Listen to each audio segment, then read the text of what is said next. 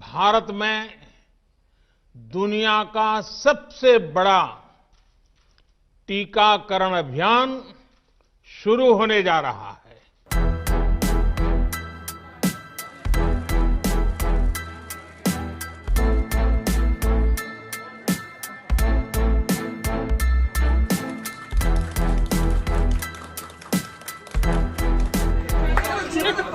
Ma'am, you just got the vaccine. How are you feeling? Feeling great. देवियों और सज्जनों, a very good morning to all of you. Covid vaccination कार्यक्रम के देशव्यापी प्रारंभ के अवसर पर राष्ट्र के नाम संदेश हेतु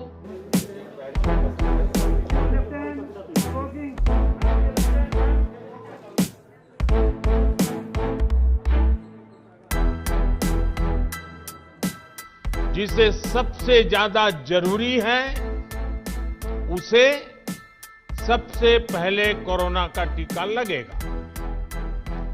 जिसे कोरोना संक्रमण का रिस्क सबसे ज्यादा है उसे पहले टीका लगेगा। आपको पहला टीका लगने के बाद दूसरी डोज कब लगेगी इसकी जानकारी भी आपके फोन पर दी जाएगी। और मैं सभी देशवासियों को ये बात फिर याद दिलाना चाहता हूं कि कोरोना वैक्सीन की 2 डोज लगनी बहुत जरूरी है। एक डोज ले लिया और फिर भूल गए, ऐसा गलती मत करना।